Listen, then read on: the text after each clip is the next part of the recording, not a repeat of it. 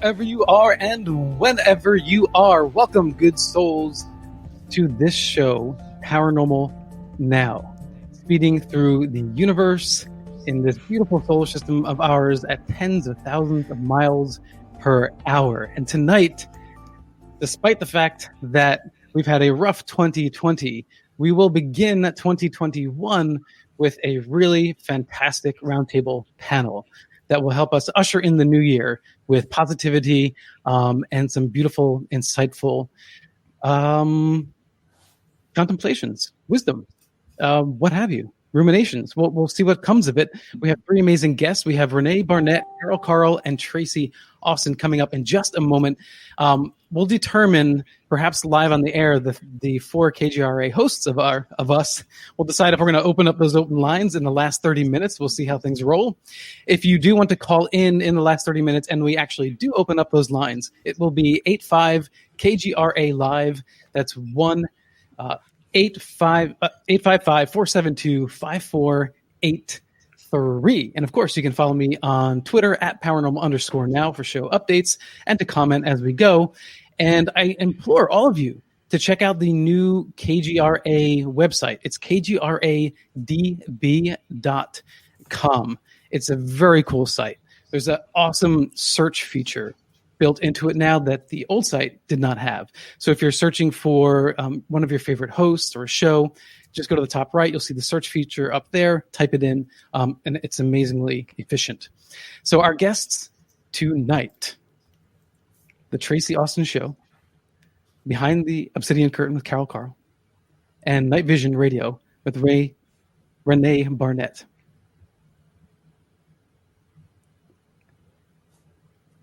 Welcome, ladies. Hi. Hi. Hello. Good to be here. Happy New Year. Happy New Year. Yeah, Happy New Year. Happy New Year. And I brought the whatever, okay? I don't know.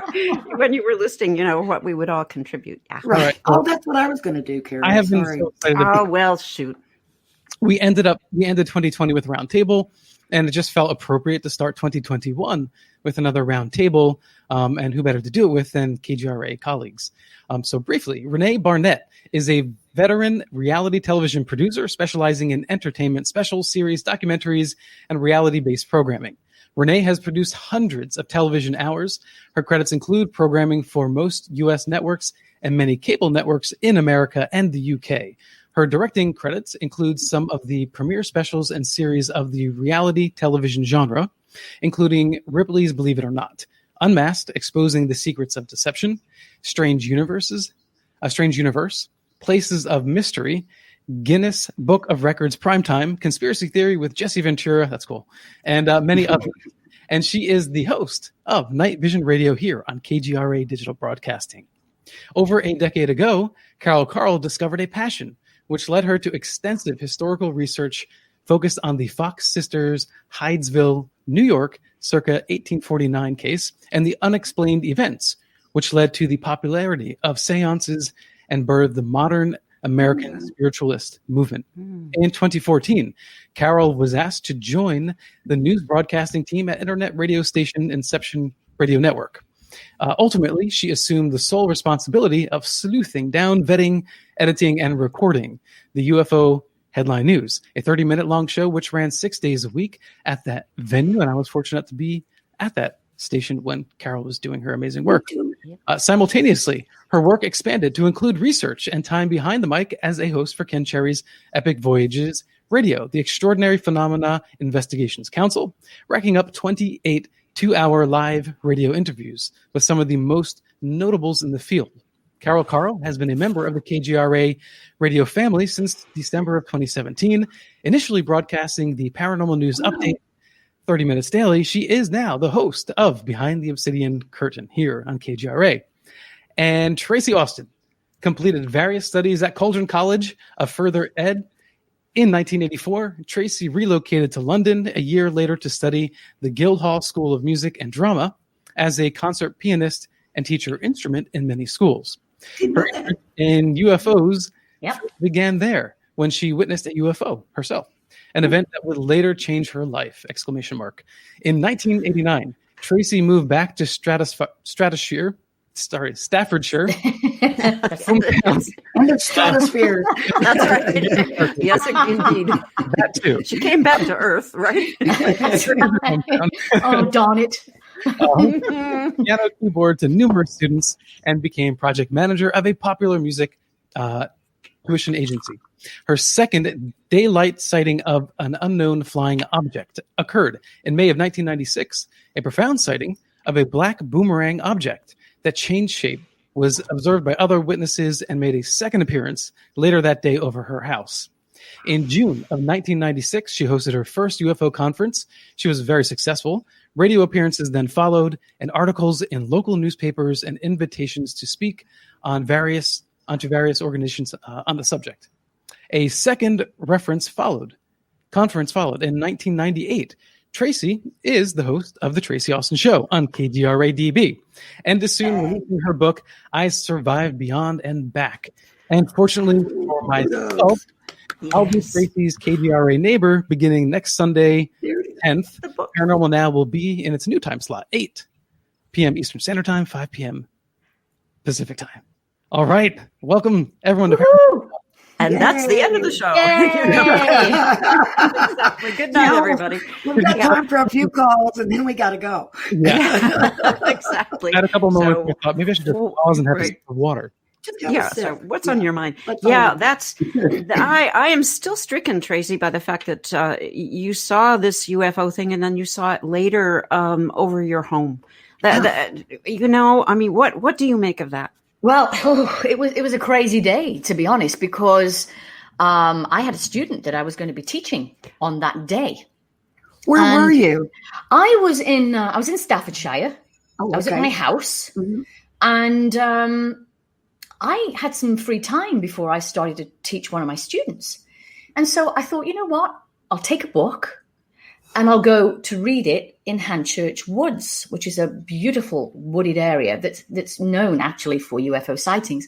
And it was daylight, and I headed off, took my book, and I wanted to stop off at the store to take some goodies with me. And I got out my car, and of course we get out the car on the right-hand side in England. In the car park. In the car park. Yes. Park. And as I opened my door, I got this feeling. Something said, "Look up." And I looked up to my right-hand side, and oh my God, I saw this black boomerang object that was moving in a clockwise motion.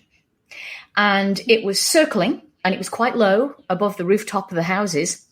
And actually, this was in Newcastle-under-Lyme, which is a part of Staffordshire. And it shrunk itself down into a sphere. And then it kept going around in this clockwise motion. And then it grew up back into this boomerang shape. And it grew this black appendage right in the middle that made it look like an arrowhead. And I thought, gosh. Oh my God, I can't believe Was this daytime? Yes, it was daytime. So, if I'm correct, all of your sightings have been daytime, Tracie. Is that right? They have, they have. Okay. I've been really fortunate, and I don't know why that is, but they have. Amazing. And I saw a lady getting out of her car who parked next to me, and I went over to her. She was getting her child out of the back of the car, and I said, I hope you don't think I'm crazy and whatever, but can you see what I can see? Can you see that object up there? And she said, she's got a child on her hip at the time, and she's looking up, and she says, yeah, I can see that. And I said, well, what is it? What is it? She said, I don't know, but I don't think it's from here, is how she answered that. Wow. So I found that answer really, spot on. Well, right, just a spontaneous take. It isn't from here. Yeah, wow. It isn't from here. And I ran across the car park to a guy who owned the Chinese restaurant. And he got out of his car, and I said the same thing. Hope you don't think I'm crazy, but can you see that object up there? And he looked and he said, yes, I can. I said, well, what do you think it is? And he thought it was a hang glider. I said, no, have a look at that. Have a real good look at it, because where's the person dangling from this thing? There's no person. Plus, it's against the law to hang glide in an upbuilt area, right, such as where I was living. So there was no person. And this precedes any kind of possibility of it being a drone. No. We didn't have drones in the No, air. not then, Yes, no. yes, not right. back then. And Yeah. Tracie, it was quick So- thinking of you to ask somebody immediately. Yeah. Yes. Do you know what, Alan? Yes. I'm really kind of aware with that kind of thing. And I'm aware of my surroundings, and I don't get lost in the moment. I mean, I'm tempted to, obviously, we're all tempted to. And we don't always readily have a camera or our cell phones handy. And there's been many times that that's happened. But I do take note of my surroundings. Well, the BBC heard about the whole event and wanted to come up and do a reenactment and film me doing the reenactment, which we did. And it was it was a segment of a TV show, and our British people watching tonight, Andrew Morrow, my dear friend. Hello there. Hello, Andy. Hello. Hello, Andy. He will know, probably. Patrick Moore was our well-known astronomer. And he did a show called Over the Moon. And so that segment of me doing that reenactment was all part of Over the Moon. Did you get a sense of distance? Like, did it seem really high, or did it seem like it was kind of low? It was low, Rene. I'm not really too great with distances, but let me see here. I would say maybe about 1,000 feet up. That's not high. That's make a pretty good decision as to what the object is or not. Yeah. Right. That's right. Yeah. An unidentified object is eliminating what it could be, and if it's that close, that seems like enough to make it. But Alan, it's like it said to me, "Have a real good look at me, because what you're seeing is real." That's what it said to me. That was a message. Yeah, that's what I heard telepathically in my head. That I was just going to ask. Within it was not obviously there was no loudspeaker. It was not an external sound that anyone else heard. It was you intuited that. Would that be the right word to use? Intuitive, yeah. Which I have been all my life. Yes. Intuitive all my life. So, and of course, being a musician, you have to have that sensitive side of you to be a musician and to be able to, perfection with your instrument for 7 or 8 hours a day practicing, which is what I was doing. But you know what? I just did a special with Dark Zone Productions, who I work with also in television. But we did a live streaming production with, on the Queen Mary, where it was, supposedly haunted. And since we did it on Halloween over the course of 4 days, on Halloween night, we decided to have it be as like a big party. So we had several well-known rock and roll bands there. Well, most of the musicians wanted to go on a paranormal investigation. So we thought, well, yeah, we'll take them along. And it sort of came out that, musicians are sort of naturally closer or connected with the spiritual and the paranormal and that sort of thing, because in a way, creativity is almost paranormal. I can remember, when I did used to write a lot of poems and lyrics and things like that, I can remember, it would usually come to me along about, midnight or so, when I was just dead tired, and I would sit down and it would just seem to fall out of me. And I would write it down, and I would think, I can't even take credit for this because I didn't think about it. It just fell out of me. Right. And yes. I know think exactly. There's something about that musician thing that's very closely connected. Yep. It's almost like we're in tune with something of that's right. nature. Well, we see the same thing with like Nikola Tesla too, with science or Einstein. Exactly. This muse, the way the brain. That's so interesting, because who would think really? Although I have to backtrack, because there is a connection that's been established between mathematicians and musicians. There has been and the sciences. There is some sort of thing, but there is a specific that is, of course, now escaping my brain. A mathematician who was trying to find an answer to something he had been, and he was just sort of zoned out and driving, and there it all fell into place. And so there's that thing. And I suppose you could say, well, download. shameless self-promotion. I wrote a bunch of songs. Some of them are on my SoundCloud. They actually made it into a private, recording studio, etc. But I can't see that. See, now I say self-promotion, but I don't know what I'm talking about here, because they came to me of a piece. I'm not saying I didn't change a word or two here or there, but and it was melody driven. But I mean, here's the concept, and the one that really knocks my socks off is about reincarnation. It's called Temple of the Nile. With the recurring lyric, "I will wait for you." So you come back to me the way you used to be, because you're the etc. But anyway, I know, and see, then there's another spooky part that I found out. There is some literature involved in this. When I was pregnant, oh my gosh, the songs would just absolutely happen. So I did a little research, and apparently women with child tend to be in tune with something. What is that something? Here's the thing with that. I always knew from the age of 3 years of age, I was never going to have children. Really? Yeah, not because I can't, but because it's just not my path. Wow. But in 1993, I think it was, I thought I wanted to have a child. And I had all this music that was just flowing from me that I composed, songs, 4 or 5 songs. And I kept thinking, and I'd look at every child in a pushchair that was coming past me. And I fell in love with these children. And I thought, oh my God, I want a baby. And when I thought I wanted a baby, no, it turned out that the songs I was writing and composing were actually my babies. The songs wanted a mother.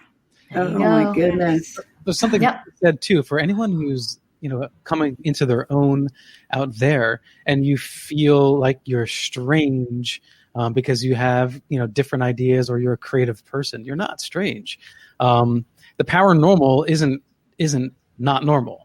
I think there's a misconception there. I think that's what we're all looking for, is to find the truth, these hidden aspects of our reality. And so if there's a hidden talent, or, if you have thoughts that, are different, and you think outside the box, then you're not strange. You're like us, we're all normal, right? Don't shut it down. Grab a notebook and something to write with. Exactly. Do it. And the word, what is that prefix? Para. What does that mean? Like around normal? It doesn't mean abnormal. It's not the meaning of the word. Right. I've never thought of paranormal as paranormal. I've always felt it to be normal. To be honest. Right. Yes, the unexplained normal. It's how we live with all that paranormal activity around us. All the time. Yeah, it's kind of like extra normal, right? Yeah. Oh, that's good. Yeah. Oh, I like that. Yes. It's like when I was a kid, I mean, my mother was very, very psychic. And she would literally know what we were doing, when we were out and about before we got home. It was, my dad would run through the house with his hands up screaming, "Witches, witches," because my mom would be right every time. But we called it psychic, and that was just mom, and that just, that just happened. It wasn't like anything weird, And so also I grew up in Oklahoma, in, Native America. And of course, there were a lot of Native American practices that, very spiritual, the smudging, which we didn't call it that back in Oklahoma, we called it smoking yourself.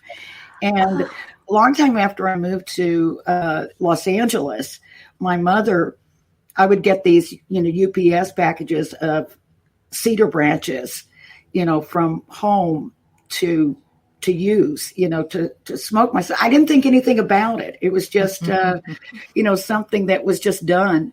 And, we didn't use sage, more back the tribes where I came from used cedar branches. Oh, really? I didn't know that. Yeah. Well, I have no. Oh, these sorry. These are burning sticks. Oh, I guess I lost my video. Anyway, I have these burning sticks, and it's like a cedar wood that is buried. Is it Palo Santo? Yeah. Oh, yes. I heard about that just the other day. Oh, I'll be darned. I've never heard of it before. Oh, see, synchronicity. Yes. Away. It is really? So wonderful. Sorry, Alan. No, no. in a way that it's like it's not dry almost. It's odd. It doesn't irritate. It just has this effervescent smell, and I find it so grounding and peaceful. Wow. Now I did hear that it's quite scarce, and I think I did, and I heard something vaguely, and I have to admit I didn't really look into this. That they're trying to hang on to those Palo Santo trees because people are, cutting them all down and using them for this. Oh, but where'd you get it from? You know what? I got mine in France. I was at a bookshop in Rennes-le-Château, and we were. A friend of mine owns the bookshop, and I was just up at the counter paying for some jewelry that I had bought the kids to bring back. And I saw these little packets, and I went, "Oh my God, Palo Santo!" And so I bought a few bags of it. I brought the kids each one. There you go. There it is. There we are. I'll be darned. My gosh. I do that, Alan. I just pick it up and I just smell it. Wow. Now, does it have a? I'm sorry. I was going to ask. It has ancient lore connected to it, undoubtedly. It does. It makes me feel like I'm connecting with the ancient somehow. It just have that, that vibe. It does. Yeah. That like when you go to a Catholic church and there's burning frankincense, right? It just feels kind of old and eternal, and it fills my senses. We have sticks that we got in Santa Fe that are frankincense resin sticks that you burn, and I just love that smell. The aroma of antiquity. And I'll bet you that, are you guys familiar with Rupert Sheldrake's work? Oh, absolutely. Okay. Well, I think at this point, he would say, well, that's morphic resonance. Mm-hmm. Easy explanation. You're connecting with the generations way, way, way back. I love his work with animals. Oh, yes, exactly. Oh, my gosh. Dogs who know when their owner are coming home. Yes, it was. Yeah, I've tested that, and it's true. Yes, about 20 minutes before you get home, they start, stirring around and going to the door. Yes. It's unbelievable. And my cat used to do the same thing. Oh my gosh. Well, and see, now you could say, well, the dog knows that you work from 9 to 5 and blah, blah, blah. And you come home sometimes 15 minutes. No, because this was the part of the experiment was random. To absolutely break that. Yes. Break the schedule, make it random.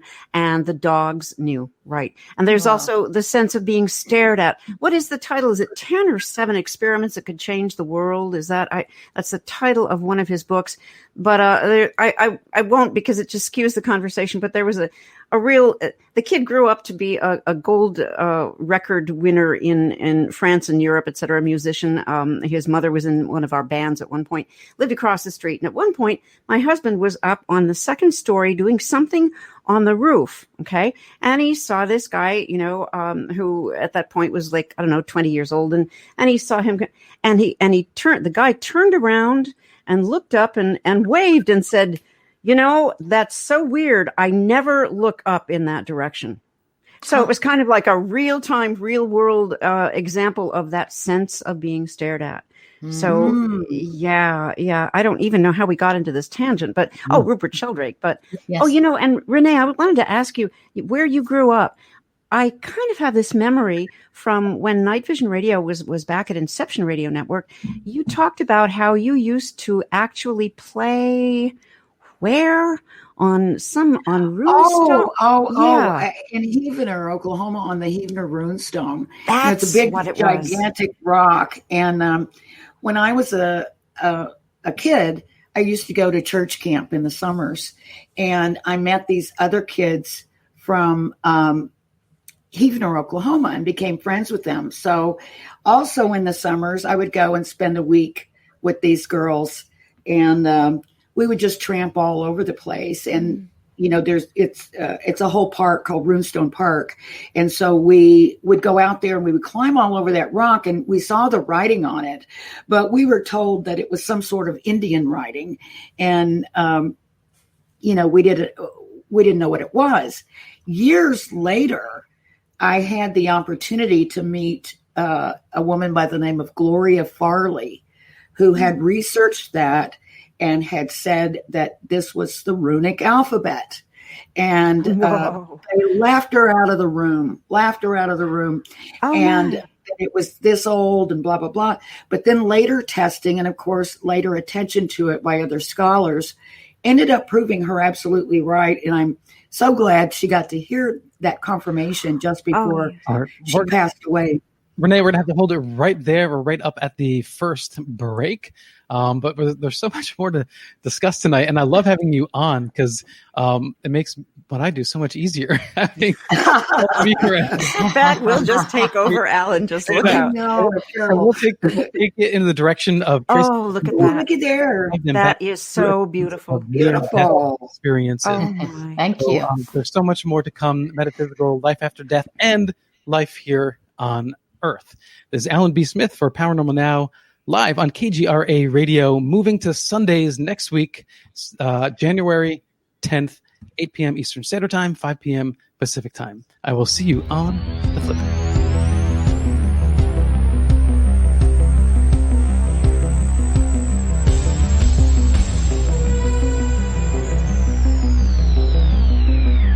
Tell me why, with 12 times the odds are that we die, roll the die as too high.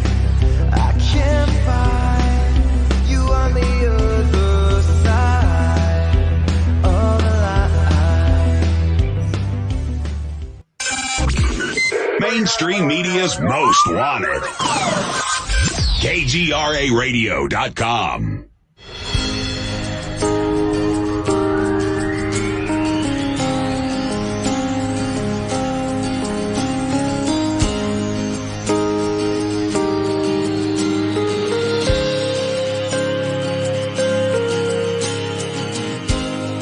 On and again, the signs keep on coming, they point to the end, but I hold on so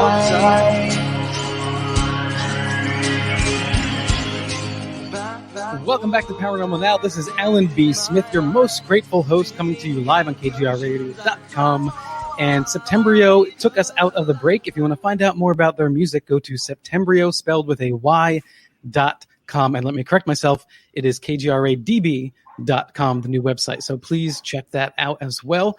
So many new features, a beautiful build. Thanks to Eric Breger for getting that done, and Bill Skywatcher for his multitude of roles. How many roles does Bill play? Oh my gosh. No, you'd need a program to know what he plays. I mean, oh my gosh, Bill, where would we be without you? Webpage, right? Yeah, exactly. So let's talk about life after death. It's been a while since we've discussed this on Paranormal Now, and I know all three of you, have interest in this, whether it be from ghosts or near-death experiences. So Tracie, why don't you lead us into what drove you to write this book in the first place? Well, I lost my father in November 2017.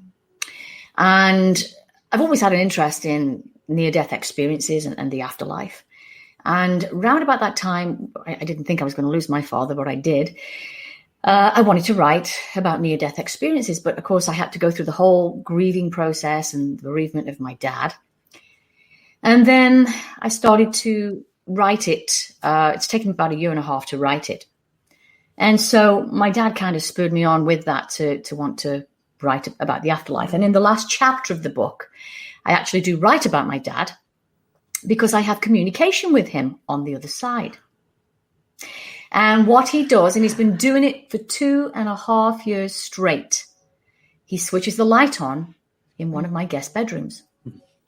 And it's phenomenal. And I know it's my dad because I have 2 spiritual medium friends in the UK who told me that. And it's a long story of me reading a book that was called Into the Light, written by a doctor of 2 care hospices in Texas, Dr. John Lerma. And I just was one night in that particular guest bedroom, and I was reading the book and reading a chapter about a lady who's 75 years of age who has stomach cancer. Her name is Mildred. And I'm reading the book, reading the chapter, and he talks about how he goes into her room in the care hospice one morning to check on her and see how she's doing. And she says, well, I'm fine, Dr. Lerma, but I have a question I need to ask you. Well, what's that, Mildred? He says. She says, well, why am I being visited by deceased loved ones? Well, the whole point of the book is that he talks about what people see in a care hospice 3 to 5 days before dying, or you don't have to be in a care hospice, but when you're ready to make the transition of what you will see 3 to 5 days before passing. Right. And it's a phenomenal book. And so he said, well, you know what? He said, I didn't really want to scare her and speed up the process of her death. So I said to her, well, you know what, Mildred? Maybe they're just popping in to see you like I do every morning, checking on you, see how you are. She says, well, that's okay, Dr. Lerma, but let me ask you another question. Why am I seeing angels? So he says, well, okay, tell me about it. She says, well, they always stand in that corner over there. They reach the height of the ceiling. They're thus wide, and they illuminate all this beautiful bright light, a little bit like a light bulb. It's internal, outwards. And she says, they communicated with me, Dr. Lerma, and they said to me, Mildred, we cannot communicate with you unless you initiate it. You have to initiate it before we can talk with you. So she did. She telepathically told them, yes, backwards, to them, yes, it's okay to talk with me. And when I read that, I sat back on my chair and I just said, oh, my God. And I said out loud, oh, my God, I wish my angels would talk to me. I'd love my angels to talk to me. Boom, the light went out. Oh, Tracie. Oh, yes, so I sat there in the dark, and I've had weird stuff happen all my life, so I wasn't afraid. I just thought, well, what the hell's going to happen next? So I sat there waiting, and nothing happened. So I looked at the clock on the bedside table. It said 10 p.m. I thought, well, you know what? It's kind of late. I'll put the book away, and I'll read it again tomorrow. So I got up off the chair in the dark. I didn't walk halfway past the bed, and boom, the light came back on. And I said, okay, somebody wants to talk to me. So I scooted right up to the bed. I looked up at the light, and I said, I don't know who you are. I don't know if it's you, my angels, or if it's you, Dad, communicating with me. But thank you for doing that, because I know that takes a lot of effort and a lot of energy to do that. And I really, really appreciate that. So thank you.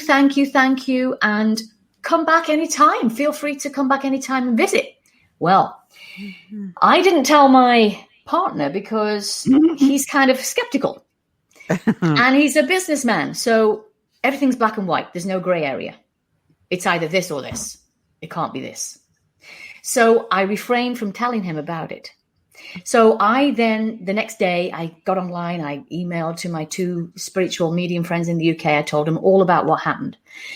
They got back to me and they said to me, Tracie, that is not the work of angels, because angels do not need to flip lights on and off for attention. Oh, they are of a higher realm. This is your dad communicating with you. Oh. So I kind of suspected it, but, my father had passed 5 months before things started to happen. And if people tune into the live show we've got going tomorrow night, I'm going to play some EVPs, and one especially from my dad. I've heard it. It's amazing. Oh, my gosh. Yes. I can't wait. Yes. So I'm going to share it live tomorrow night for the first time, and it's pretty phenomenal. Yeah. Blew me away. Oh, it blew you away. What about me? Oh my God. Exactly. It was like it came at the same time as an EVP from a friend of mine who had just passed away, within a couple of weeks or so. And, we're talking, of course, about Tony and Cherie Rathman in their wonderful, EVP. I forgot. Evox, their wonderful Evox machine that Tony has created. And someone contacted me. I was over in France, and somebody contacted me and said, you've got to meet this guy. He's got this machine. And I said, well, okay. So I said, well, have him give me a call. So he called me like the next day, and we talked. And I said, he was trying to tell me what he did and everything. And, he was calling me in the context of, my work in television. Maybe there was something, we might do together. Right. So I said, let me ask you this. I said, would you be able to contact someone specific, a specific individual? He goes, well, that's not really what I do. He says, what I do is I go to a place and I speak to whoever wants to speak, And he said, I did do it one time. And he said, for my friend Tracie Austin. I know Tracie. There we go. And he said, yeah, she was, trying to contact her dad. And then he got this answer. He said, I held up a picture. That's right. And I said, who is this? Mm-hmm. And this voice, which I heard with my own ears, said, that's me daughter. That's me daughter. Loud. Oh my God. Very loud. And I said, he's from the north, and he said, yeah, he even got the right accent and everything, And so then that night, I guess he did attempt to contact my friend who had just passed away, who happened to be an author, a very well-known author in the sort of Templar history, sort of the Da Vinci Code genre, and named Tim Wallace Murphy. And he's someone I've known for many years. And we just were missing him terribly. And so I just asked, do you think you could reach my friend Tim? And so the next day, I get this text message or direct message in Facebook, and it is this little recording. And I listened for about 30 seconds, and I went, oh my God. And I jumped up and I ran downstairs and I was screaming for my girlfriend. I was staying at her house. I go, Jeannie. And she goes, I'm in the bath. And I went, Jeannie. She goes, well, for God's sakes, just come on in. And so I went in the bathroom and I go, listen to this. Tell me what you hear. And she said, oh my God, it's Tim. Unbelievable. And I had sent it to also James Martin, who's going to be my guest coming up this coming week, who took care of Tim until for the last 2 years of his life. Mm-hmm. And I sent it to him and I said, whatever you're doing right now, stop, listen to this and tell me what you hear. And just a few seconds, he texted me back, that's Tim, all right. Wow. And I went like, oh my God. I mean, spoke just like hello, which is exactly how he would say, hello to a friend, not to a stranger, but he used to always say, hello, young lady. And how someone speaks is a signature, right? And absolutely. When you heard that, is it possible someone could fake your father's accent or how he puts his words together? How would Tony do that? I don't think so. Yeah, I mean, how would? Well, I mean, I guess there are some tricksters on the other side, but I don't believe. Oh, that's true. Yeah, I don't believe. That's another interesting possibility. About that. I don't believe that there were any tricksters imitating my dad that night, because I've also on my cell phone got EVPs from my dad. And I send them over to Tony so that Tony can clear up the background noise, the white noise. And I've had several. I'd like to play them all, but I can't because my dad was a very quiet man. That one that you heard, Rene, is a one-off. How loud that came through was just incredible. That's me daughter. Yeah.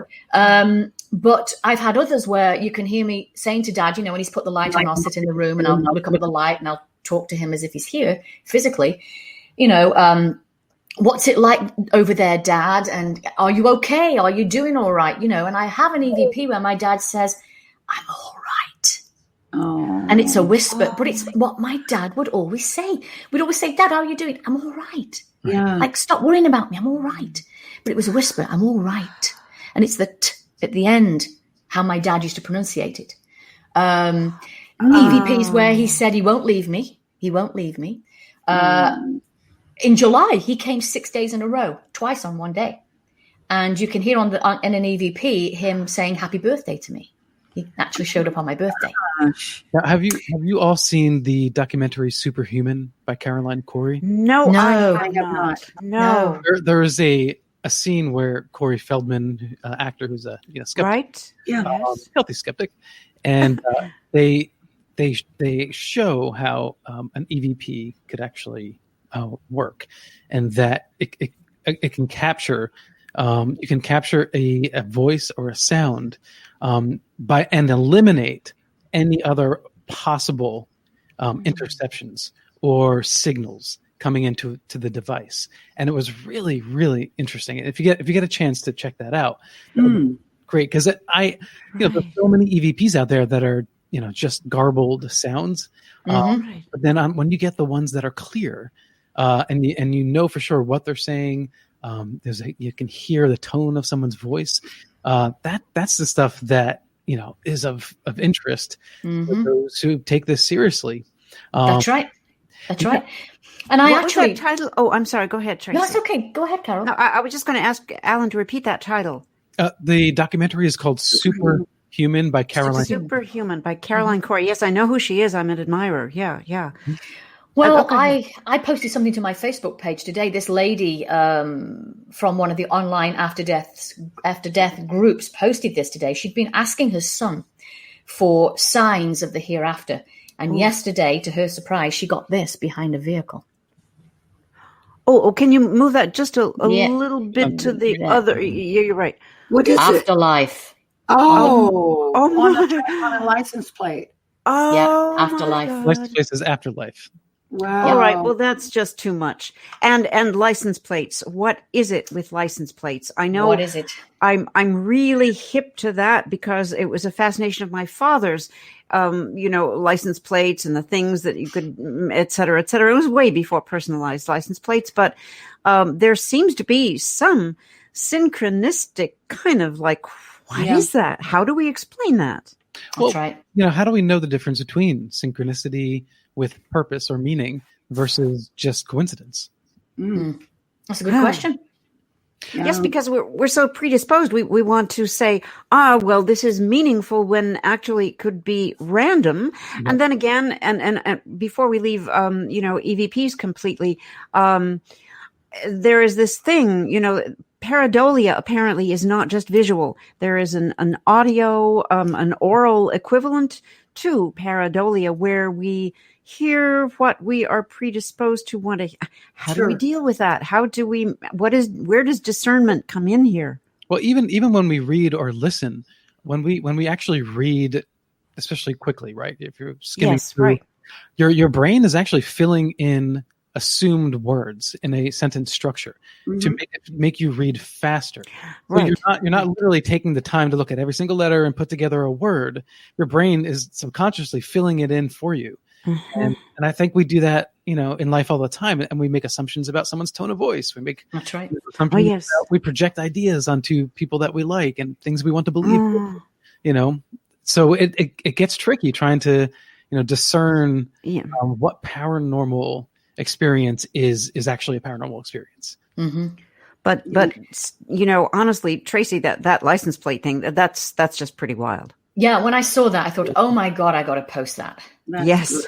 She's asked her son for a sign, and there you have it on the license plate. So Tracie, I often talk about coffee and UFOs, my two favorite things.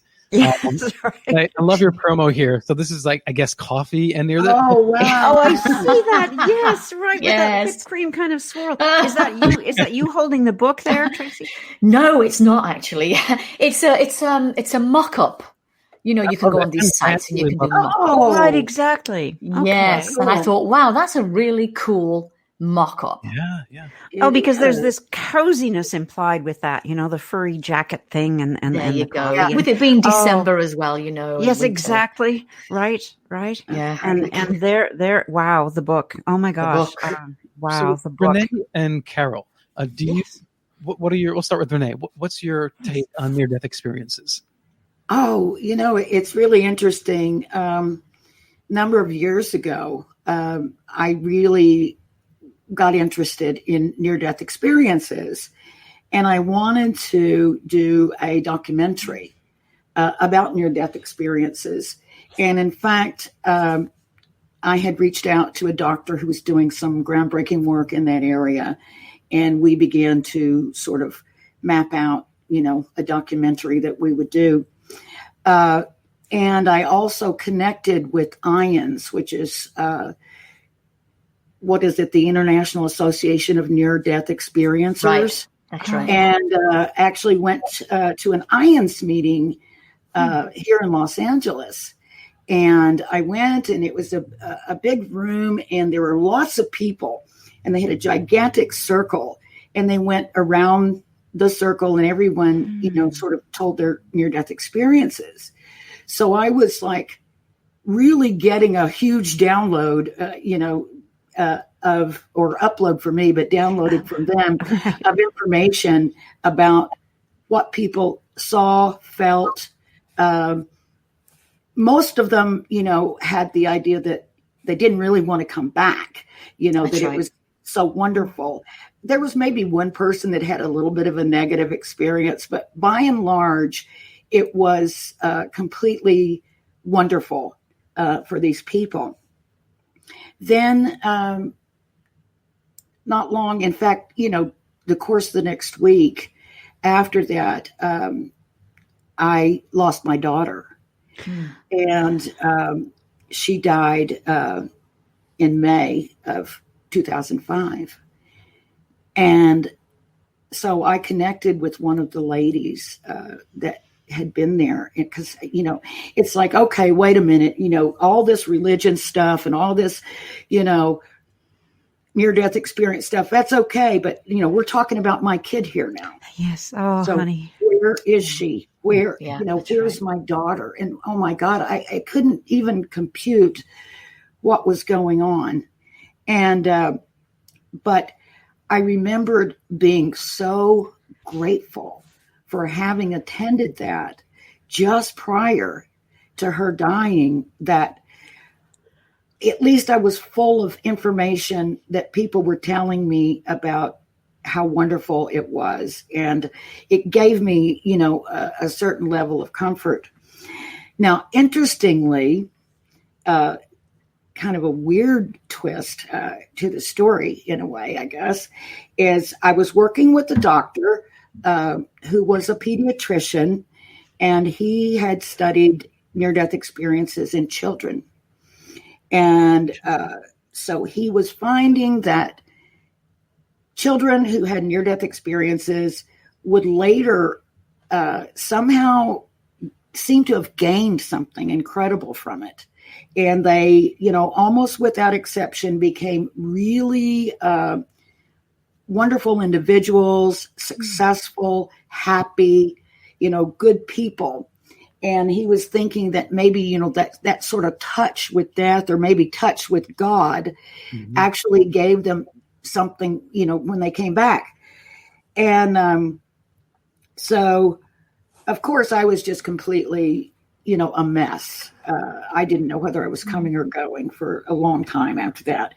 And one day I got a call from that same doctor, author doctor's wife, who said, she said, I just, I know you were talking to my husband about putting together a documentary, and then something happened and we lost touch. And she said, I just wanted to make sure we didn't drop the ball. And I said, oh, no, you didn't drop the ball. I said, I lost my daughter, Jolie, on May 22nd. And she says, oh my. She said, that's really strange. She said, because last night, our little girl, who was like 2 or 3 at the time, all of a sudden started saying, Jolie.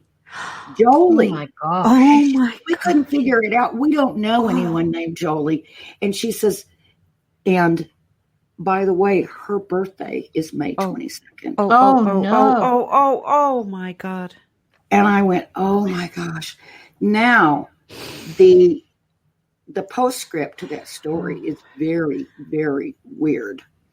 And that doctor was Dr. Melvin Morse, who later got arrested for abuse of his daughter the same girl, by this time she was like 12 or 13, and he was like waterboarding her.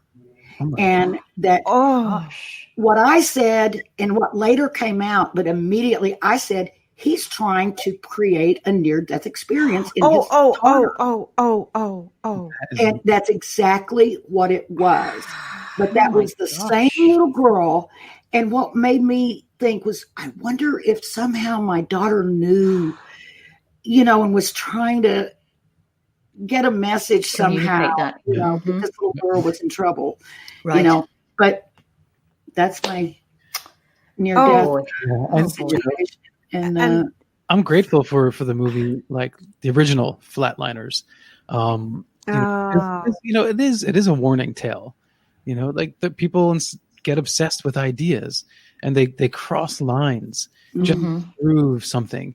And they, and especially when you're in this field, I think most people, when they're researching, whether it's ufology, paranormal, whatever, they're seeking something else. Right? They're seeking answers, maybe meaning in life, maybe purpose. I don't know, but they're filling something out within themselves, and I'm not saying that in a negative way. I mean that in a positive. Like even someone who's religious.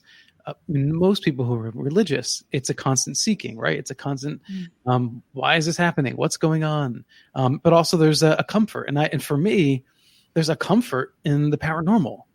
It's a comfort to know that these stories are out there and that we share them. And, I think that, when the more personal they are, the more meaningful it is. And for me, I had a friend when I was growing up that told me a story about a grandmother visiting his mom.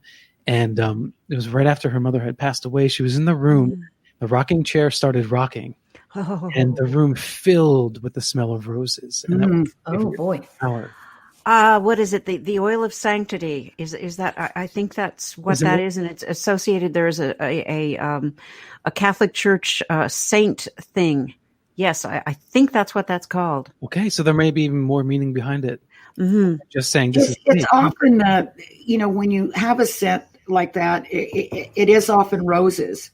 When you've had a visitation or something. I mean, at least I've read that. I've never had that happen to me personally, but. And I'm scratching my brain here, but Padre Pio, do you guys? Padre Pio. Okay, and I believe that aroma was associated with him. You may be right about that. All right, we're at the second break. Everyone, so we're going to have to hold it. That went fast. I know, on the other side. Zoom. And when we get back, what I'd like to know is, what wisdom is gained? What have we learned? What messages are brought back from the other side, whether it's from a near-death experience or from visitations from ghosts or spirits? So we'll take that up on the other side, starting with Carole, and we'll ask Tracie as well. This is Alan B. Smith, or Paranormal Now on KGRA Radio. I will see you on the Inverted Upside Down.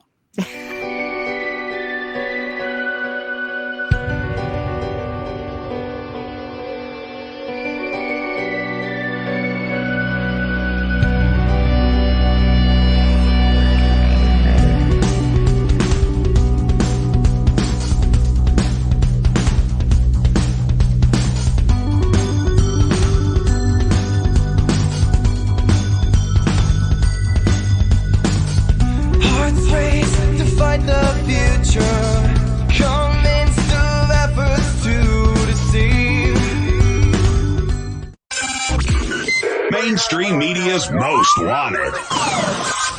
KGRAradio.com.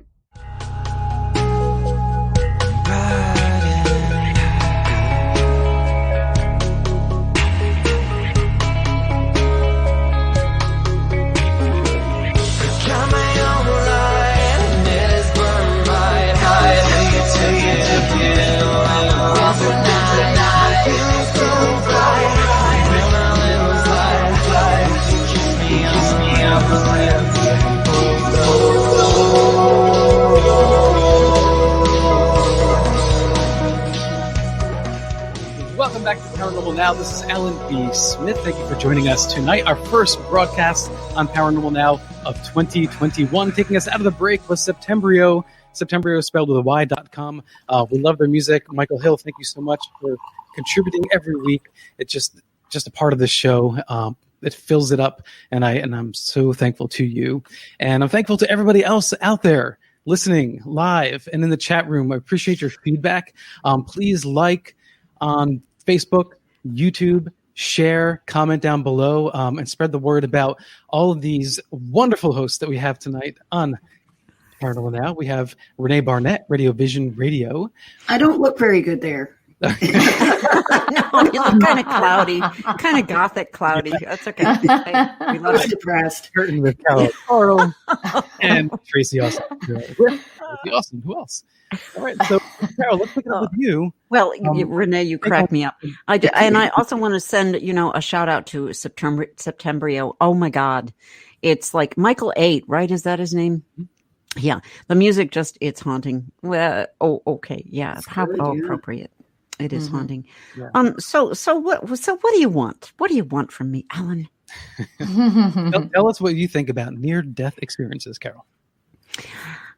It's so strange because, during the break, I was trying to summon up something that I had that could approximate it. And it's not very close. But bear with me. Going back to a rock concert. Now, this is hilarious because, okay, it's a rock concert that happened at a place called the Ontario Speedway, a year unknown, I want to say late 70s. And I knew a reporter on the local paper, and she said that the only way they got this rock concert to pass the city council was because it was going to be, like really peaceful, dude, like we were going to have like Linda Ronstadt, Jackson Brown, just the mellow music. Yeah, not so. And I can't even think of the band's names, but the funny thing about that was that, when I was in the grocery store, and I had not planned to go to the concert. When I was in the grocery store, it was kind of like there was a buzz.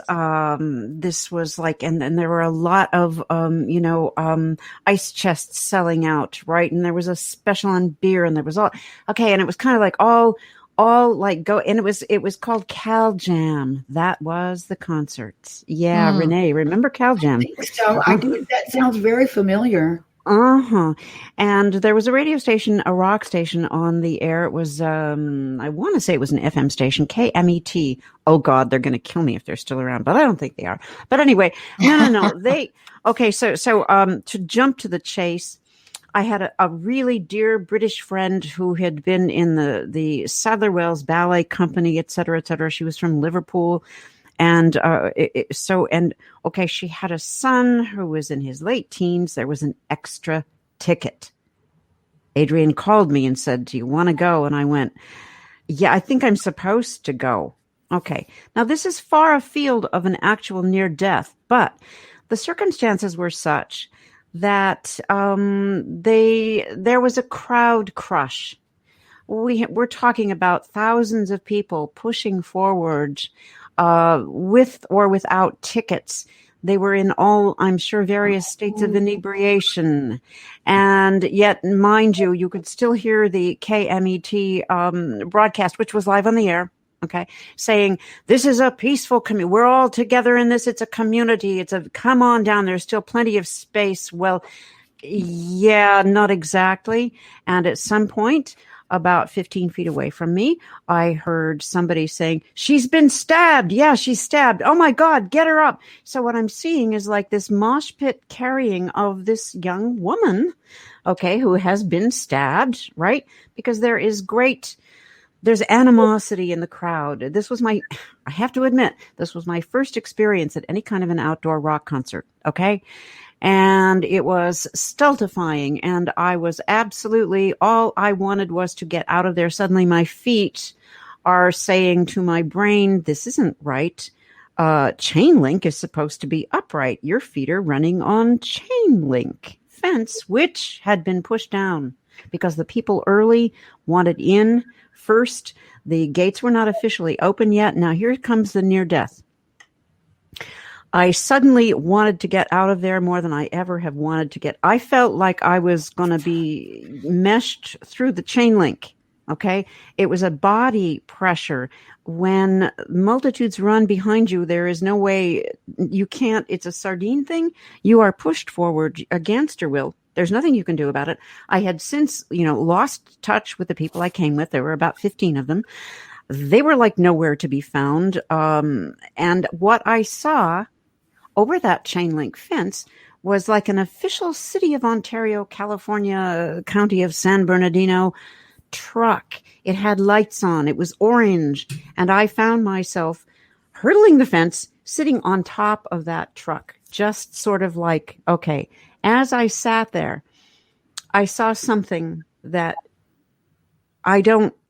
it was a danger thing. I was not there. My countenance. Okay. There was no, I hadn't had even a beer. There was nothing in my system. And suddenly I saw in front of me a golden pillar of light. It stretched on the ground as high up as I could see. And that was right before I spotted the truck.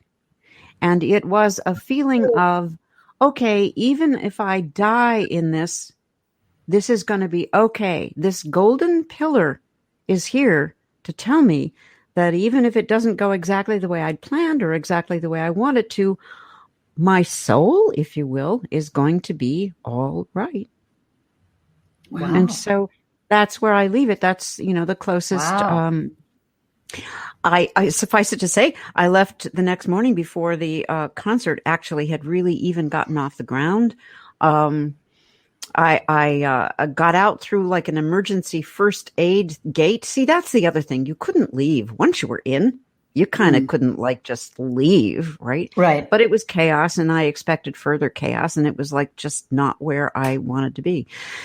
Yeah. So, that's the closest I've ever come to a near-death experience. But that golden pillar, when the internet came along, I did a little bit of research to it, about it. And there seems to be some connection to it in terms of, I don't want to say angels. I want to say like a higher sense of something.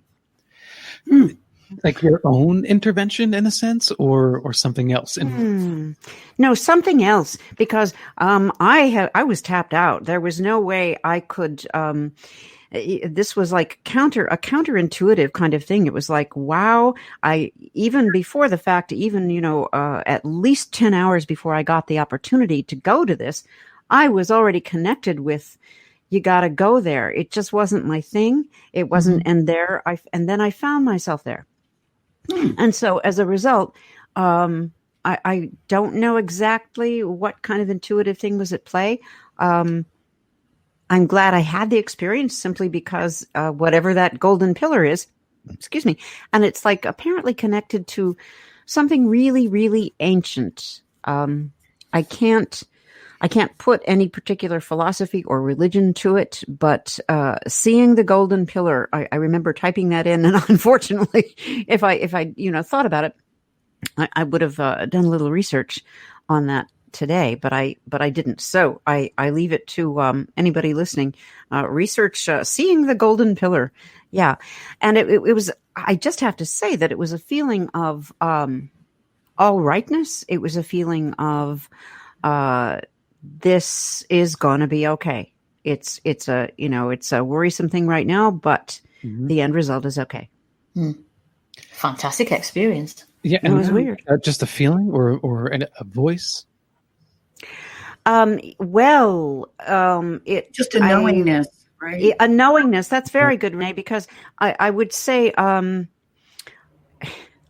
inner voice, an intuitive voice.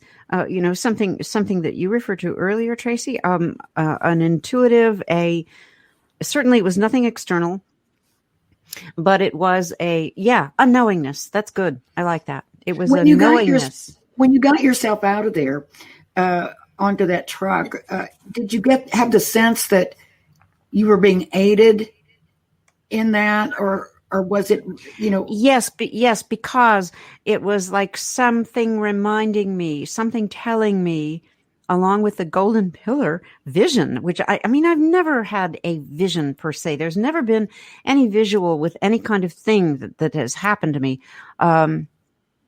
Even, a long time ago in Sacramento, California, when I had something that I guess I have to feel was a mediumistic experience, there was no visual with that.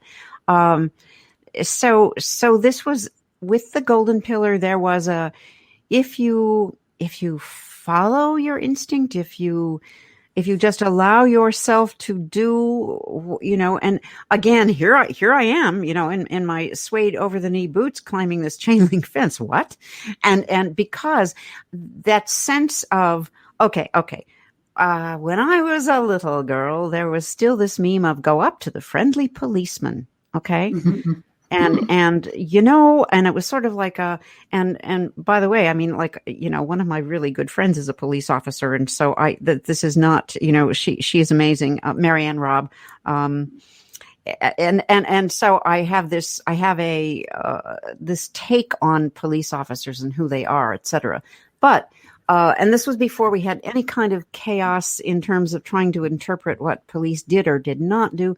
But I think that the idea of go up to the friendly policeman from my childhood, like, preschool years, I think that was something like go up to the friendly authority. And that was what I saw in the Ontario, California, utility truck, which was there. I do not know why. Oh, did I mention the part where the National Event Services guys had lead pipes and were banging on the fence before it came down and calling us all MFers and sort of like, yes, that was my clue that, okay, this is not going to work out well. This is not, that was pretty dramatic. And, okay.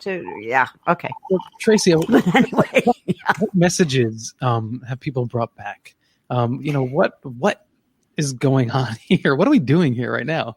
Right, exactly. What are we doing here? What are we doing here? Yeah, who are we? Well, Tracie, I love the fact that, when you were on my show, I think it was the 18th of December, you just you mentioned these artifacts in fact, besides that sense you got that it was your father, the light on in the guest room, he gives you pennies. He does. He sends me pennies. He sends me feathers. He sends me hummingbirds. I've had some amazing experiences with hummingbirds and dragonflies. And let me tell you about this story that happened to me a few Sundays ago. Well, my partner and I, my guy, we decided to go get some breakfast from Starbucks here in Las Vegas on Charleston. If any of our people, our listeners, our viewers have been to Las Vegas, it's the one on Charleston. And in Red Rock. And it was like 11 o'clock in the morning. We decided to go get some breakfast. We went into the store. We ordered our stuff. And we got our stuff. And we went outside and we sat by the table that was by the front door. Mm-hmm. And there was other people there. It was, as I said, it was a Sunday morning, so it wasn't totally quiet, but there were other people there. There's lots of shops there. It's like a little precinct area. So we've got, what have we got? We've got Pizza Hut. We've got a bakery. We've got Porter Subs. And we've also got a smoothie place, and we've got Starbucks. So there's all these tables and chairs. And so we're sitting there minding our own business, and we're eating our breakfast. And suddenly my guy says to me, "Look at that beautiful bird right there." So I look and I went, oh my God, I've never seen a bird at Starbucks so big like that. Well, let me backtrack here a little bit, because my dad's favorite cartoon was Wile E. Coyote and Roadrunner. I knew you were going to say that. Yeah, Wile E. Coyote and Roadrunner. My dad loved it. The beep beep. He just loved it. Right. Yes. So I turn and I look and I see this bird. It was a bloody Roadrunner. Oh my God! Wow. And I can tell you that Roadrunners, they aren't in the city. No. I've lived here 14 years and never seen a Roadrunner in my life outside Starbucks. What? Are you kidding? What? And I looked at this and I said, "That's a Roadrunner." My guy said, "No, I don't think it is." I said, "It is." And then it clicked. I said, "My dad sent me a Roadrunner." My dad sent me a Roadrunner as a sign. And it didn't act as if like, where am I? What am I doing? I'm out of my comfort zone. It just carried on meandering around. It pecked its beak on the glass door a couple of times. And when I turned around and looked at it and I said, oh my goodness, it got all animated. And the little feather thing on the top of the head came up and he started walking in my direction. I thought, oh my God, he's going to jump on my lap. Anyway, he didn't. He then did I'd have freaked out. Yeah. He then did an immediate turn, walked amongst all the people and the tables and chairs and disappeared. My guy said to me, here, take him this piece of bread from one of the sandwiches. I kid you not, I could not find this Roadrunner anywhere. He had disappeared as quickly as he had appeared. I've never, ever seen a Roadrunner in Las Vegas, especially in a busy precinct like that. We read Cut off there for a moment. Tracie, Roadrunner strikes again. That is right, Rene. All right, Tracie, you're back. Okay. Yes. I'm back. Yes, I was just going to click out and come back in, but like a Roadrunner. Like a Roadrunner, that's right. And it was absolutely beautiful. It really was. So I knew it was a sign. I had the fortunate opportunity of going to see John Edward, the psychic medium, when he came to Las Vegas last year, 2 days in a row, and got to ask John a question. But John said to me, if you're given pennies from spirit on the other side, always check the year on the penny because it's of significance to you. And I can tell you, every penny I've had has had a significant date on it.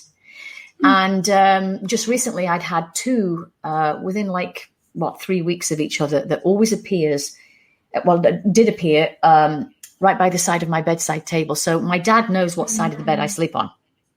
Oh, my.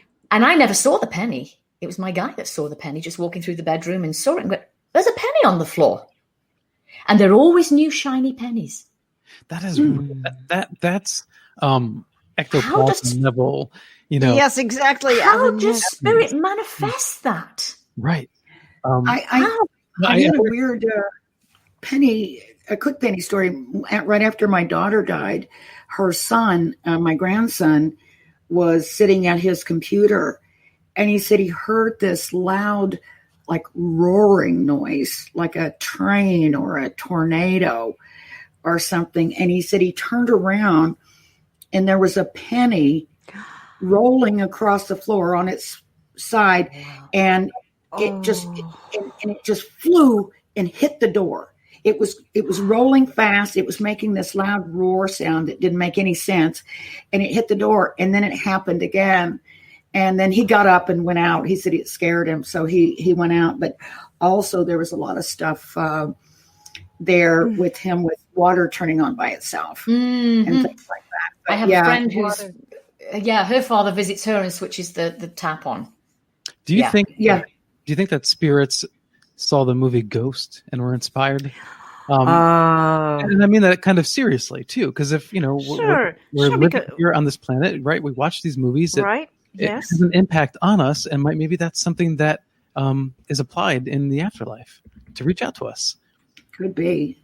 I think there's a strong bond, that we have with people that we love, and it's just almost a natural thing to want to reach out from both sides. It is. It is. Yeah. From here to them and then back.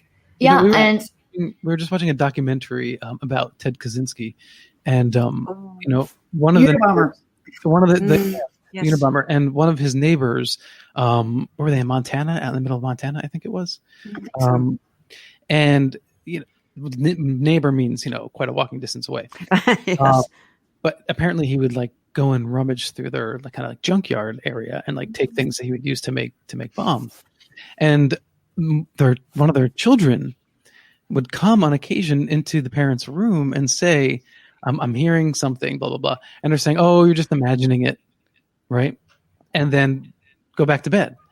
And that was something very real, very tangible. Right.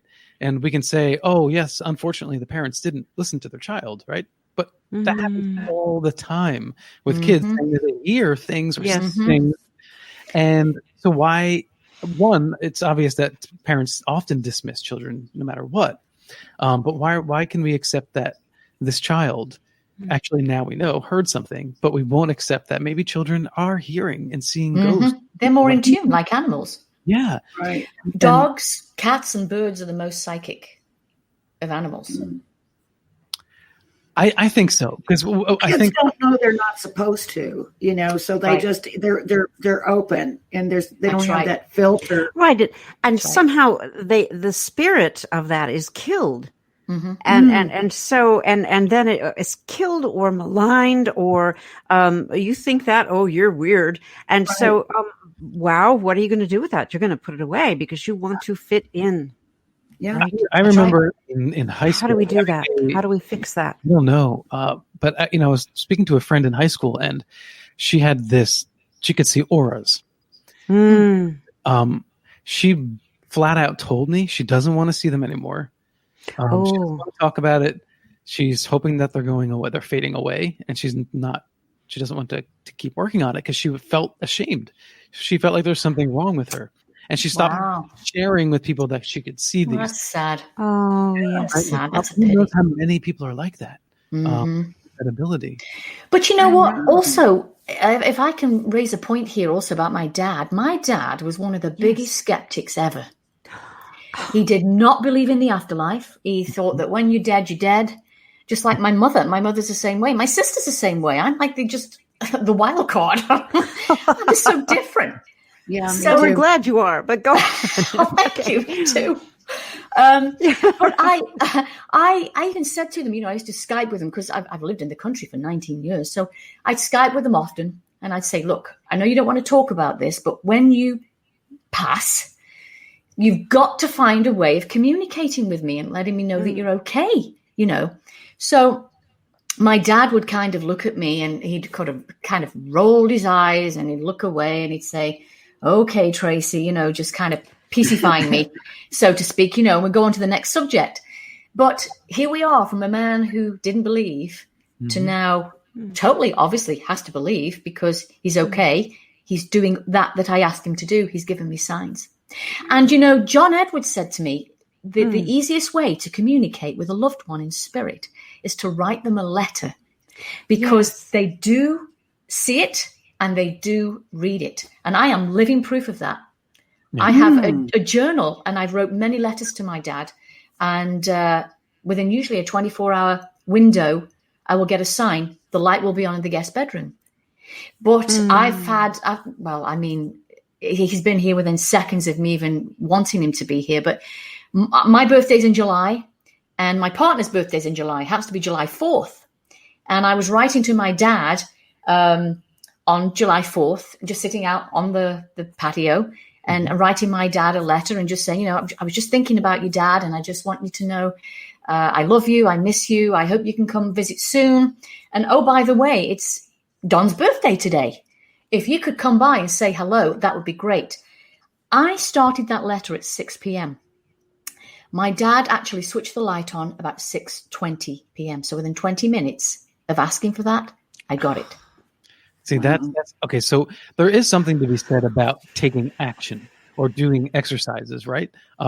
So maybe for Tracie, what's best for you is writing, because you're focusing your intention by doing almost meditation. For some people, maybe it's just meditation. Yeah, there's something about putting pen to paper. Yeah, and making that connection. Absolutely. Yes, because you're actually you think of it in terms of and I remember when you were on my show, there was a question from the chat room. I think from Ufia Tori. What was the could you write this on a keyboard? Was it the same?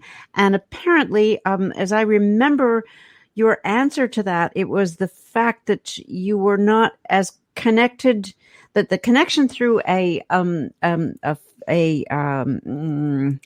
mechanical device was not the same as hand to pen to paper. Okay? I mean, I've never tried it. I've never tried it on the computer, but there's something more personal when you have a journal and you're holding the pen and you're making that connection. Well, I think a good analogy for that is, for instance, if you're burning wood or incense. Yes. I can play a video of someone burning wood and incense on my computer, but it doesn't have the same effect at all. This is transportive. There's something about the physical world. Right, and it's your immediate senses rather than watching someone else's. Right, and I think it's similar with, and that might be different with different people, right? But for me, I agree with Tracie. I don't connect as well when I'm writing something and typing it up. I have to usually have some notes first, and then I'll write. But I mean, I in the 90s, I grew up doing report cards and whatnot on the computer. Right. So it's it's not that. It's just that there's something about that tangible, putting thought to the physical world, I guess, is another way of explaining that. And I wonder what are the demographics going to be as, the youngins come up? Is that going to be a different mechanism for them? Will there be a transfer? Will that be their meme, their way of doing it? Well, I think, if you look at social media, you have entire accounts dedicated to crystals, metaphysics, spirituality. And it really is, it's beautiful. It's about how the person curates that account. Yes. And I can go onto someone's account and actually have an experience.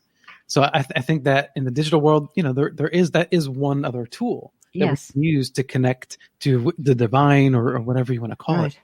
And speaking of divine, so are there any positive messages that are sent back from near-death experiences? From my research, yes, I have, Alan. I found out that people are no longer afraid of dying. They know what to expect now, that really it isn't what people think it is.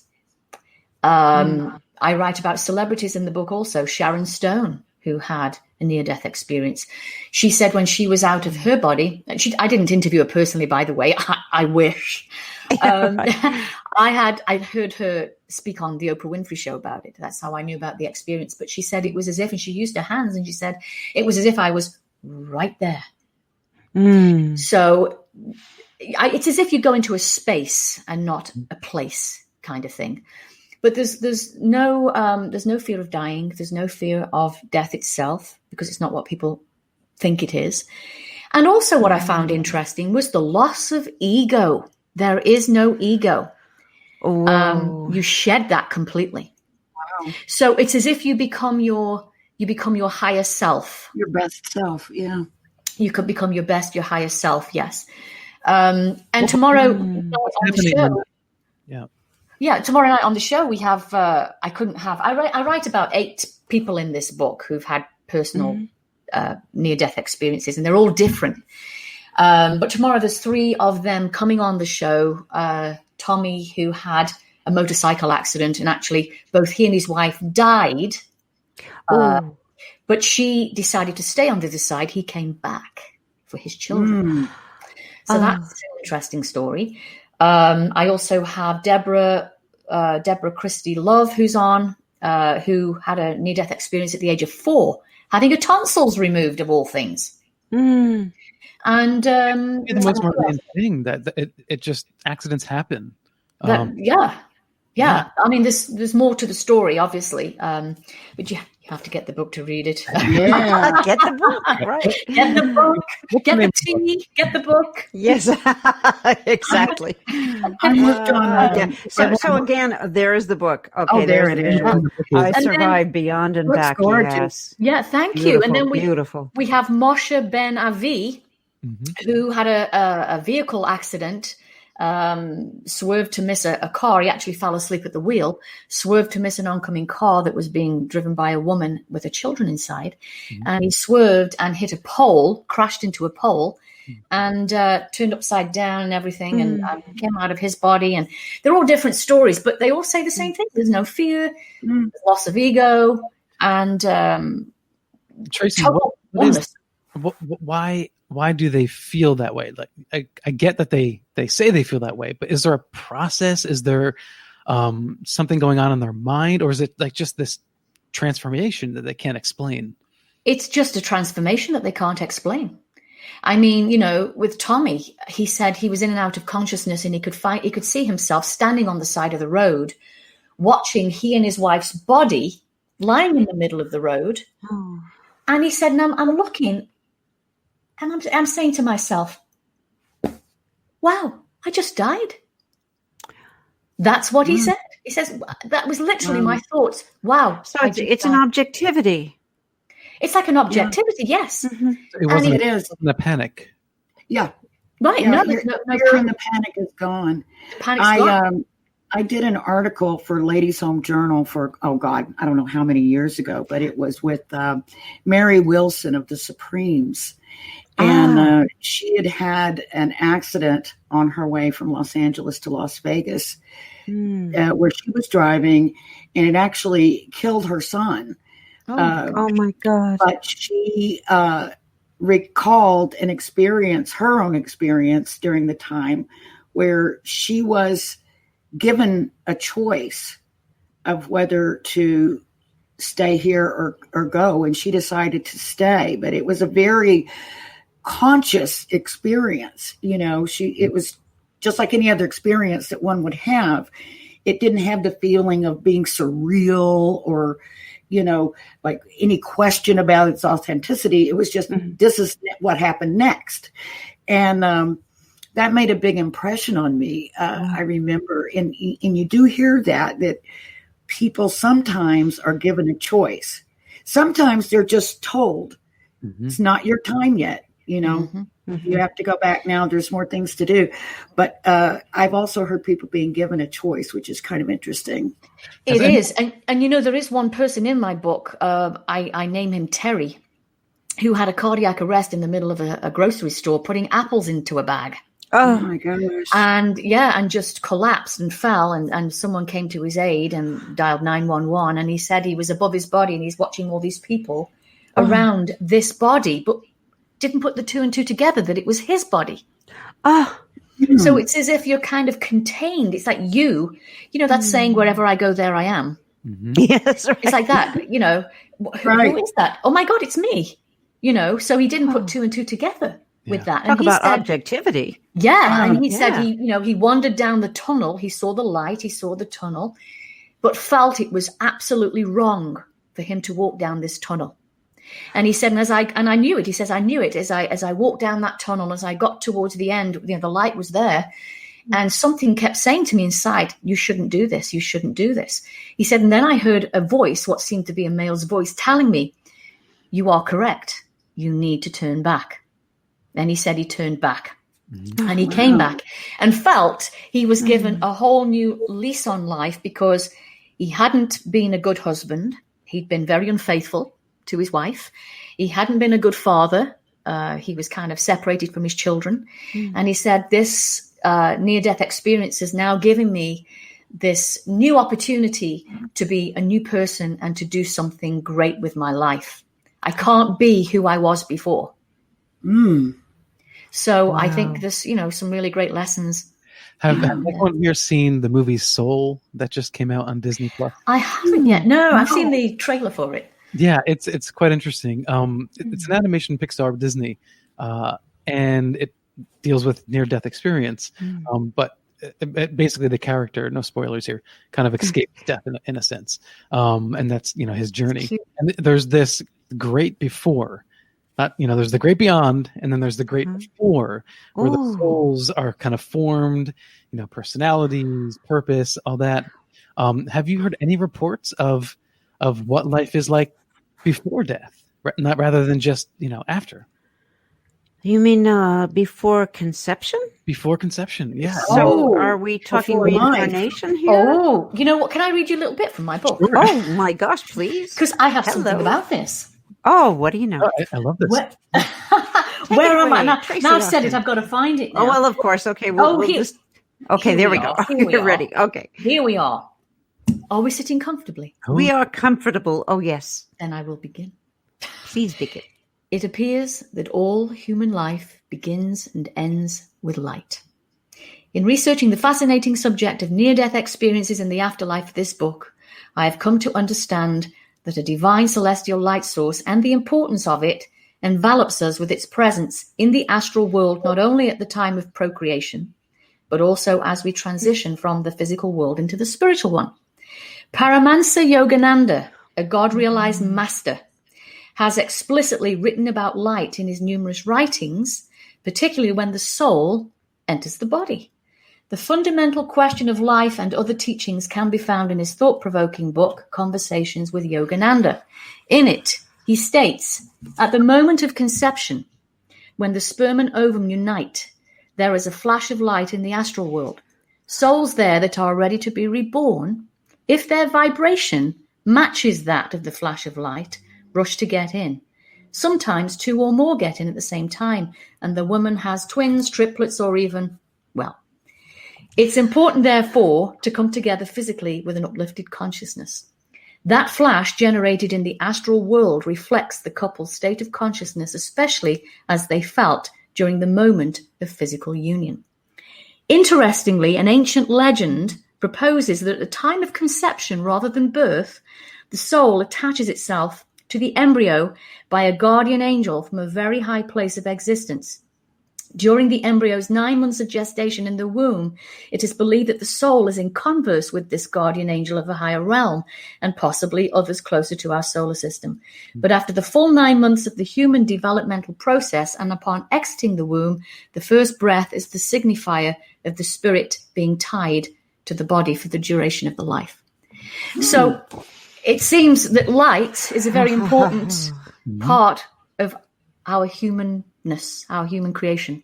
Right. Well, at the time of, without darkness, there is no light, though, right? So, are they actually kind of one and the same?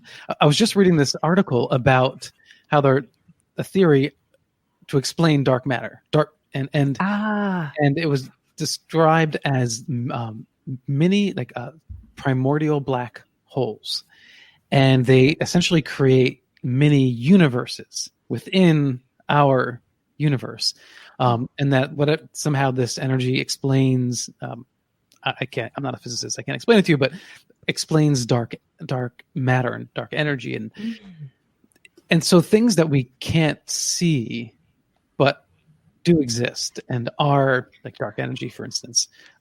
Is that light too? We just can't see it.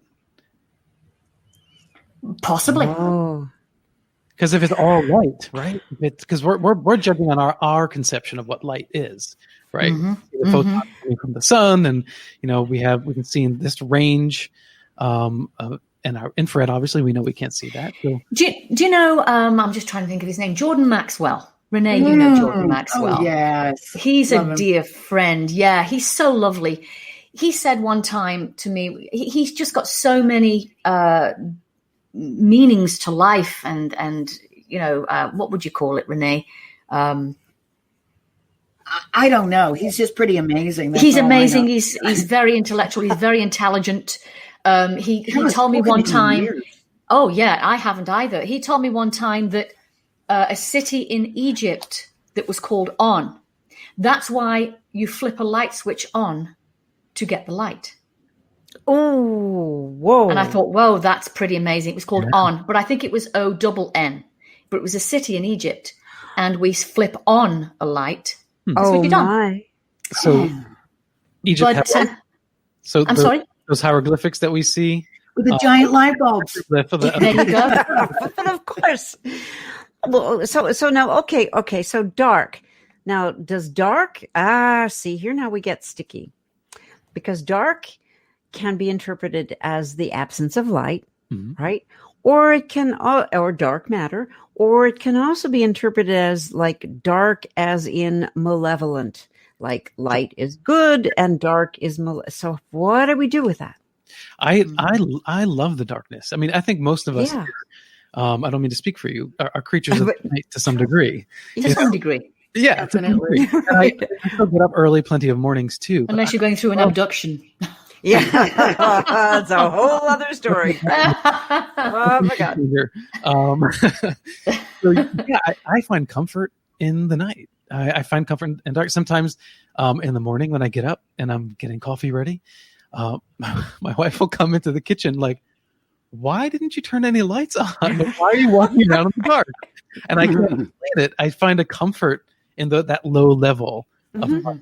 But then I also love being on the beach with the sunrise sunset and heat, and I think all aspects of if you're in a room and it's pitch black and there are 100 infrared lights on, to you, it's pitch black. So you are in light, whether you believe it or not. So I think that the darkness, for me, the only difference is what we apply to it, like Carole was saying, like darkness as in malevolence or evil or the absence of good.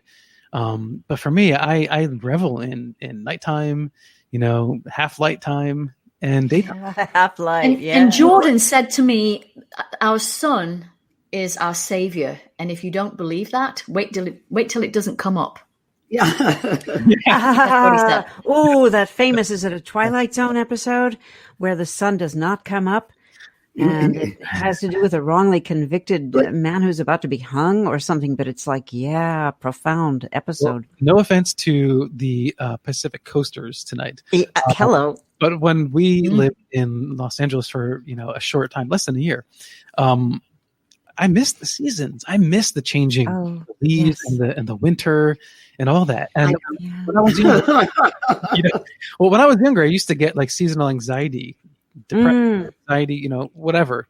What is it? Seasonal affective disorder, where the light changes. That's SAD syndrome. SAD syndrome. Right. They have it in Seattle. Yeah. Wow. Oh yeah. I don't get that anymore. And I'll walk outside and it's 30 degrees and I love it. Like I took clean air, because when summer comes, I know it's going to be super hot and humid. So enjoying all aspects of life, I think, is essential to finding some peace. But this thing about the darkness and nighttime, it's like I could be as exhausted as ever, but the closer it gets to the nighttime, the more I start coming alive, and it's like. Every night, I stay up. I think night before last, I stayed up until 6:30 in the morning. Oh my gosh, Rene! Wow. Last night, because I knew I had this to do today, and I didn't want to be completely wiped out. I think I went to bed around 2, but generally I'm up until around 3 a.m. And it's like I feel like it's the witching hour, or everybody is quiet, and it's like I'm on my own, and I feel like I'm getting away with something, like staying up too late when you're a kid, and it's so funny because my mother, who was in assisted living before she passed last year, told me that she feels the same way. She said, like at 9:00 when they bring in her last medications, and they go out, she said, I just feel like, nobody's coming in. I can do whatever I want. I'm freedom. Right. Yes. I was amazed to hear that she had the same feeling about it. But it's funny. Oh my gosh, it's like extra time or a special time or something. I can't even. Or like you're off the clock or something. That's funny because my it used to be that, I was on the clock during theater. I mean, whether it's 8:00 or 8:30, I mean, you're on stage. That's when it's happening, and you don't really let down until the show's over and blah, blah, blah. So I thought that was my connection because, I've been doing theater since I was, 16. But so that's interesting about your mom, Rene. That's really, it's so funny. I got such a charge out of that. Yeah. But also when you talk about darkness, you can be referencing, what's hidden, the occult, which isn't necessarily bad. Yeah. It's just, but in fact, the true meaning of the word occult is hidden. Is that right? That's absolutely right. Mm-hmm. And it's just, something that we don't see, but it's there. Yeah. And that saying, everything that's done in the dark comes to light. Yeah. Oh, yeah. And the Gospel of Thomas, from the Nag Hammadi library, the Gnostic Gospel, says something about don't lie because there's nothing hidden that will not be revealed. There's nothing covered up that will not be uncovered. That's right. Right. Sooner or later. Sooner or later. Right. Well, that's something that I've gotten better with age, is just being more truthful about how I feel. And expressing myself, and because you get older, and I'm not that old, but you start to feel the clock ticking a little bit, right? And I'm like, man, I really need to like live and appreciate the people in my life, and the only way to do that, and I deal with recovery too, so the only way to do that is to what we call vigorous honesty, and great phrase, and I love that when people have near-death experiences, seems to be this just clear message. There's no long tirade and dissertation on life after death. It's pretty simple. And that's why I always think of Bob Marley too. When I think in terms of, what's the point of living, or what's on the beyond, or these reports that we hear, it's like one love, man, like to try to keep that spirit alive for no matter what direction my mind takes me. I always end up back at that place. And so Tracie, in your book, do people speak about love and that universal? Oh God, yeah. That's one of the major themes. It's all about love. There's no negativity on the other side. There's no doubt. There's none of that. It just doesn't exist. Everything is pure love, joy, peace. Unconditional love. Unconditional love and a complete oneness with everything is how they describe it. So a little time here left, and so I want to end it positively as possible. But reality is 2020 was a really and 2021, we're still in the same place we were a few days ago. So, and a lot of people expect new challenges this year as well, in addition to what we already have to deal with. So, how do we move forward? Having gone through what we've gone through the past, 10 months, what have you all learned that you would share with everybody listening tonight? Let's start with Carole. Oh, thanks a lot.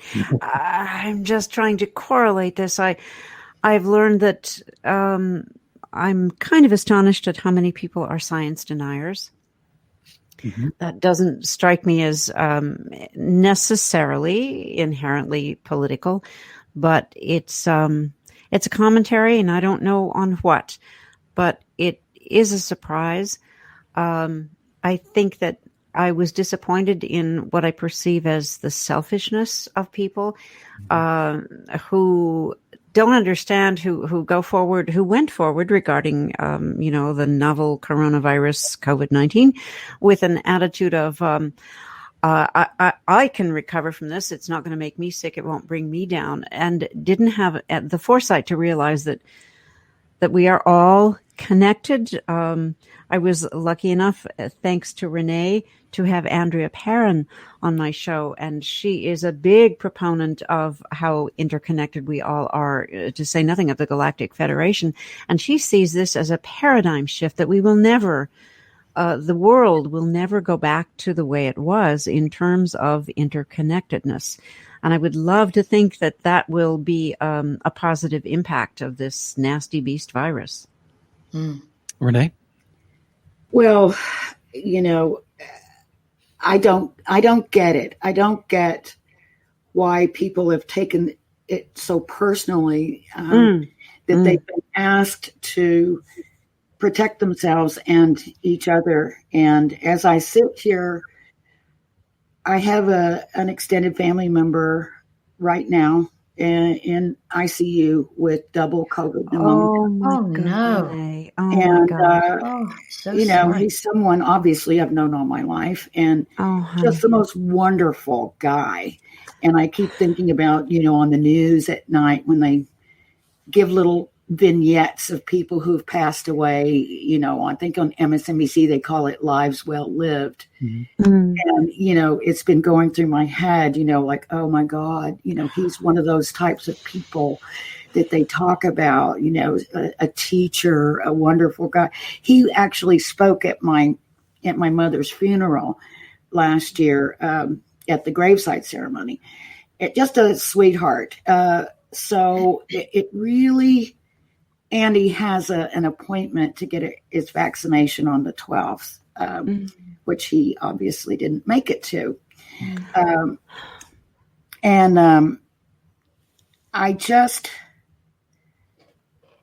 don't know.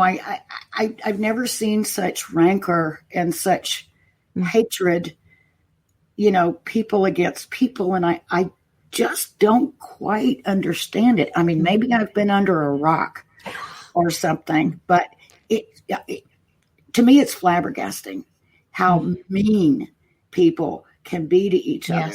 Yeah. So I am hoping upon hope that we do have a shift and that we start seeing, how the only thing that is important is each other. That on this earth, that's the only thing, not huge amounts of money, not banks and big corporations, but each other. And if we could just be a little kinder and just more, and I forgot who it was now.